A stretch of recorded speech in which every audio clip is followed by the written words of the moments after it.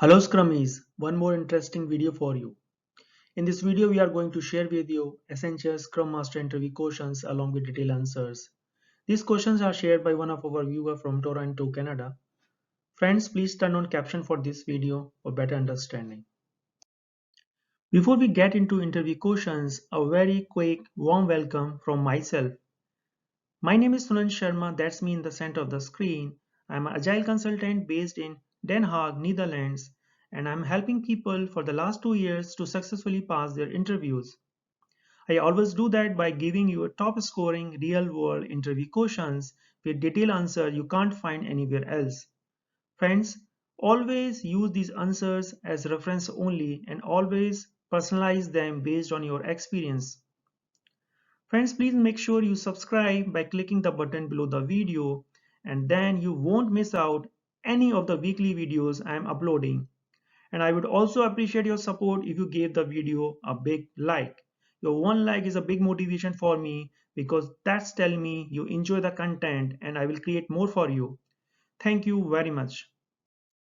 The question number first is organization wants to better utilize their consultants' time when they are between assignments. The plan is to have a tool for managing internal projects which aim to deliver value to the company. Also give the consultant the opportunity to gain new skills.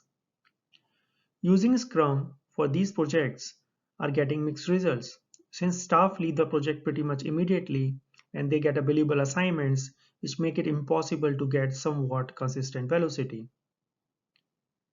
These circumstances also increase the demand on the ease of which one can enter these projects. For example, readability of code, documentation of decision making, etc. So how to manage these projects? Let's see the sample answer. The way to successfully do a project is to staff it realistically and execute with that team. So I'm not sure that Scrum is the correct approach for this kind of project.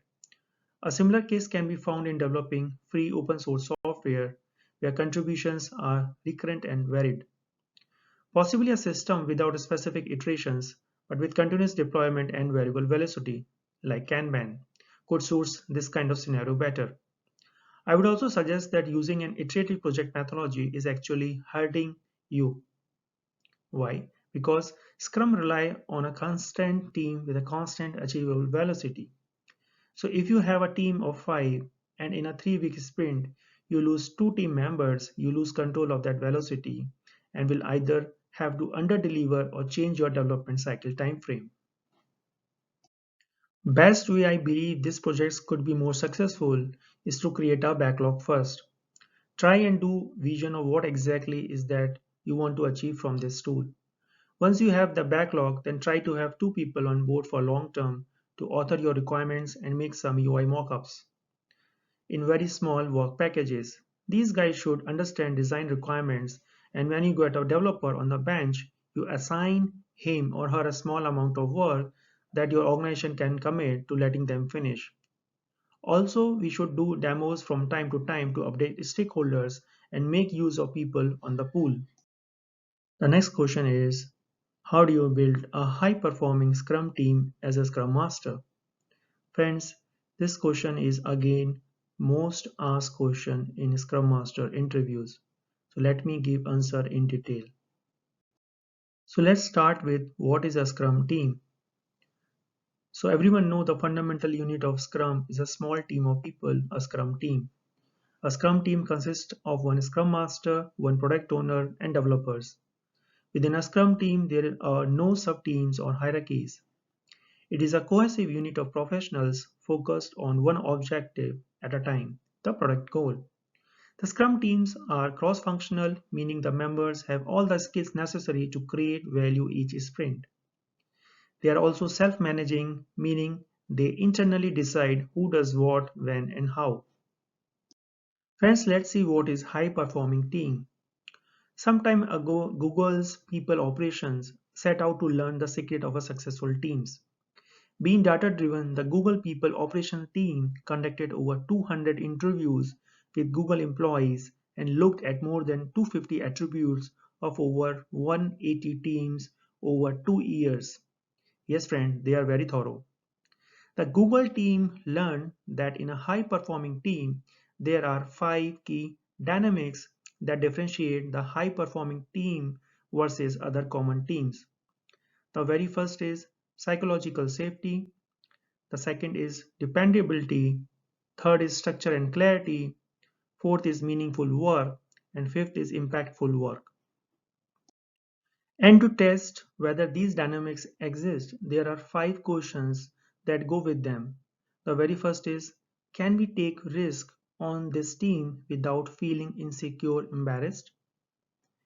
Can we count on each other to do high quality work on time?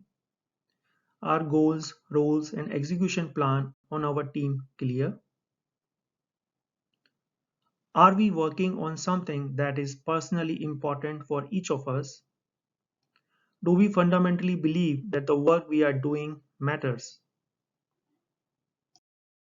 So, how do we create high performing teams that display the above characteristics? Let's check out some of the Scrum values and try to find the answer. The very first is focus. So, the focus Scrum teams concentrate on meaningful objectives. They commit to the sprint goal and commit to deliver value.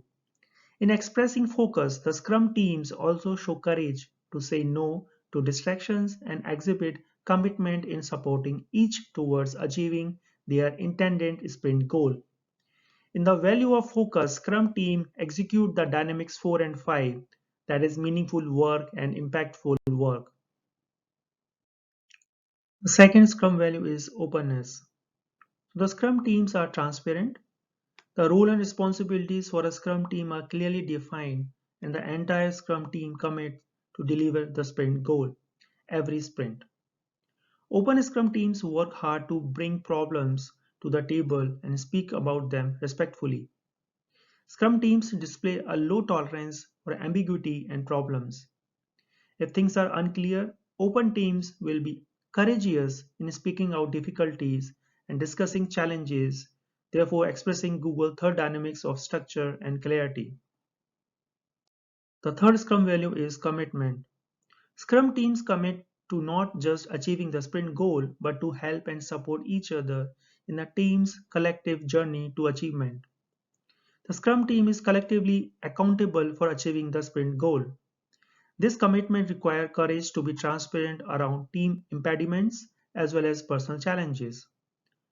Committed teams are intensely focused on achieving the sprint goal and ignore distraction. The value of commitment creates the second dynamic of dependability. The next Scrum value is courage.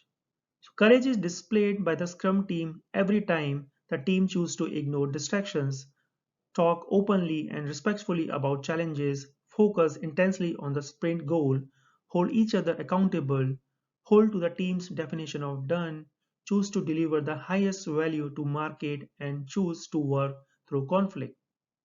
Courage enables the selection of meaningful work, impactful work, clarification of ambiguity, as well as supporting our teammates. Therefore, achieving Google's Dynamics 2, 3, 4, 5, that is dependability, structure, clarity, meaningful and impactful work. The next Scrum value is respect. So the Scrum teams bring the Scrum values of focus, openness, commitment, courage to life through practical action.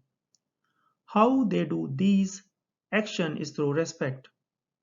Scrum teams do not believe in brutal honesty. That's just an excuse for bad behavior. In place of that, Scrum team practice respectful openness. Through respect, teams can be open with each other without fear of attack. They can ask for and give help. They can talk about challenges and challenge each other. They can be transparent, they can be depend on each other.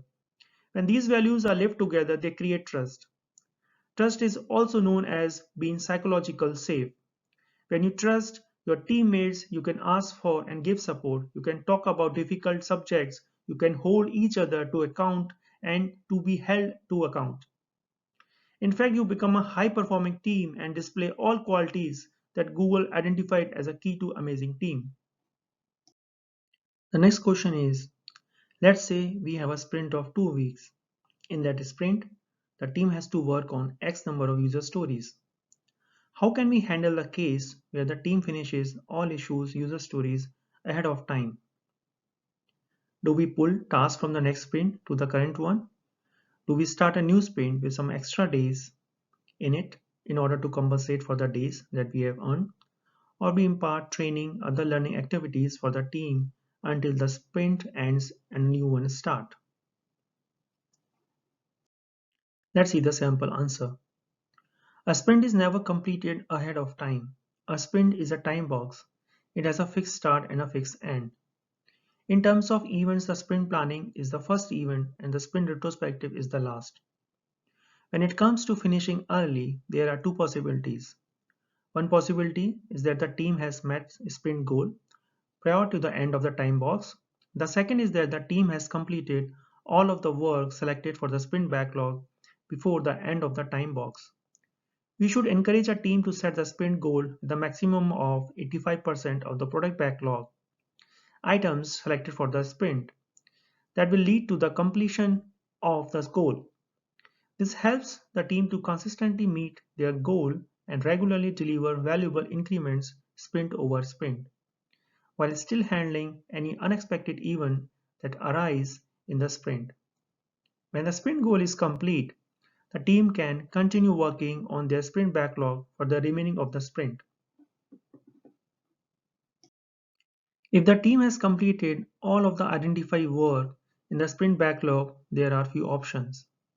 They can continue on paying down technical debt or working on technical enablement. This would include refactoring, adding additional automated tests, improving the test and deployment tools and processes. A team can also spend additional time on refinement for potential upcoming work. There could be opportunities for cross-training to improve the team cross-functional nature. Pulling in more work is an option, but this will be one of the last options. I would also point out that there is no next sprint to pull work from. A sprint is not planned until the sprint planning session. The reason for this is that the sprint review can change the order of product backlog. As the stakeholder review the work that was done and synchronize with the team on changes to the environment, there could be a new work added or existing work reordered. The next question is, you are a Scrum Master for a team of 3 junior dev and a senior with 3-week sprint. The junior developer is underestimating his efforts on most of the tasks. He is telling in daily Scrum calls that the task will be finished the next day, but in Scrum meetings, he complains that there are few circumstances and he has to take another 2 days. He already took 5 days in place of 2 days, which were earlier estimated. So what you should do in this kind of scenario?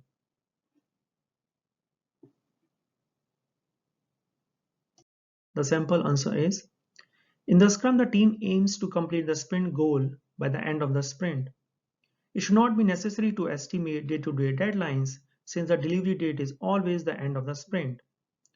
A team of 4 people is quite small, and one problem may be just that your sprints are too long and therefore too ambitious, so they require too much planning and coordination with limited resources. So I would expect that with a team of 4, 5-day sprint is sufficient and a 10 days is probably the maximum I would want to commit to. Planning 2 weeks ahead with a small and a busy team is always going to be challenging. Your team could consider shortening the length of a sprint. So as an immediate fix, find the root cause, why the developer is estimating wrong. Try to fix the root cause, that is, collaborate and train the developer on how to estimate correctly. One of the core responsibility of the Scrum Master is to maintain stakeholder awareness of the projected delivery date, cost, and quality. The behavior of this developer reduces Scrum Master confidence, that adds uncertainty risk in our schedule. So basically we have identified the risk. The next step is to quantify the risk.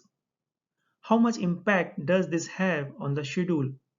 If you're actually working in a sprint and if the behavior creates noise in status meeting but does not affect the ability of the team to achieve the sprint goals, then I would suggest a private meeting with the developer to explore the effect of this noise on the team's ability to coordinate and cooperate.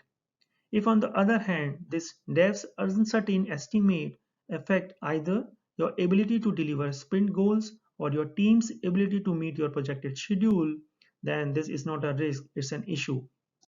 In that case, my first step would be to quantify the risk. Track the dev's error in estimation and include that error in our schedule estimate. And remember, a healthy schedule is never a value but a range of estimate.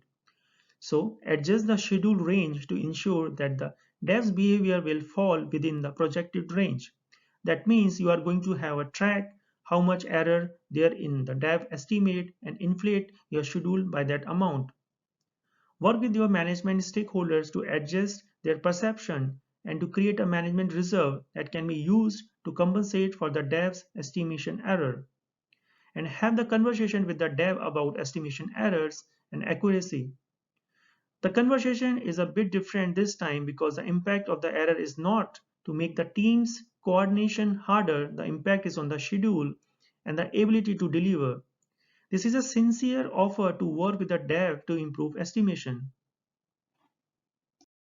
The next question is, initially the product backlog contained 350 story points or PBIs. After completing 7 sprints of development, the product backlog contained 140 story points of PBIs. The average velocity is 30 per sprint, so it takes 12 sprints to finish the whole project. After sprint 9, your client asks to add a new feature. Your team estimate it is 50 story points. Then after sprint 10, the client requests another feature to be added. You estimate the size of that feature to be around 9 story points. Assuming your team velocity does not change, calculate estimates for the total number of sprints. So scope will continue to increase at the rate of the average of the increase at the end of sprint 9 and 10. It will increase at this rate until the product backlog is completely burned down during a sprint. So how to estimate number of sprints needed in this case, and what does increase rate is supposed to mean? Friends, I would suggest go back and check the question again. Let's see how to approach with this. So we already have velocity, the number of points that can be done in a sprint. We have a backlog size, the total number of points left in the backlog, and the simple formula for how long until we are done is backlog size divided by velocity. This gives us number of sprint. But the question is, what if new stories keep getting added? In this case, we have got a third parameter, that is increase scope. The number of new points that are added to the backlog each sprint. With this extra parameter, the backlog is shrinking more slowly than it would be if there is no scope increase. To get the rate of shrinkage, we need to subtract the increased scope from the velocity to get the number of points to the backlog shrink by. And the formula will be backlog shrink is equal to backlog size divided by velocity minus increased scope. So if we have a 140 points on the backlog, we have a velocity of 30 and the increased scope is 15 per sprint. We are essentially burning 30 minus 15 equal to 50 points of backlog per sprint. So we need a total of 140 divided by 15, that is equal to roughly 10 sprint to finish up the project. So one of the biggest risk of increased scope is that as it approaches velocity, our total time on the project will rise. So for example, if you increase scope rises to 25 points per sprint, then your shrinkage become 30 minus 25, that is equal to 5 per sprint. And completing the project takes another 28 sprint. Once it equal or exceed the velocity, we will never get the project done because we are generating more work per sprint than we can resolve in that time. The next question is, suppose we plan to finish 5 stories in a sprint. Midway the sprint, we are sure that one story can't be completed because of dependencies or any other reason. Now, can we remove this story so that we have only 4 stories in the current sprint? So if we remove the user story, which can't be completed, we would have a cleaner burn down chart. So what is your thought on this approach? So during the sprint, no changes are made that would endanger the sprint goal. Quality does not decrease. The product backlog is refined as needed, and the scope may be clarified and renegotiated with the product owner as more is learned. The changes mentioned fall into the last category unless they endanger reaching the sprint goal. If the last story proposing to drop is the least important, chances are lower that it endangers the sprint goal. And if this happens frequently, spend a retrospective or two to find out how you could prevent this. Are you taking on too much work at the start of the sprint to begin with? Is the team is need of training? Was there too much requirements unclear when the work started? So whatever you forecast at the time of sprint planning is the baseline. So if you manipulate the baseline, you will sweeping the problem under the carpet and the team will miss an opportunity to learn from it. The other thing you should consider the impact of this decision. So will it hurt team focus if they can choose the easy way of abandoning a story in place of fighting with it? Or will it reduce the pressure on them? So what are the consequences? It will become a normal to reduce commitment, or how can you avoid it becoming normal? How will it impact forecast and status tracking? It will reduce velocity for sure, but is there any commitment that is based on the current velocity and should be re-evaluated? Let's team consider what is useful for the project, but think about the impact of the change. Sometimes it is worthy to change processes.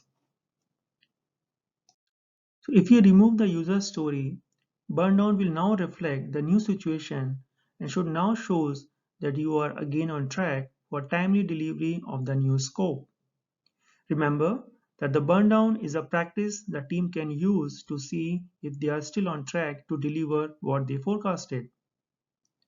If they do a new forecast that is renegotiated scope, then the burndown will reflect the new status. If the burndown is used for other purposes like the team's internal progress, then the sudden drop may need to be explained properly. The other option is in place of burndown chart, we can use burnup chart. Friends, thanks for watching part 1 of this video. Please subscribe for more similar videos and please do not forget to hit the like button. Your one like is a big motivation for me.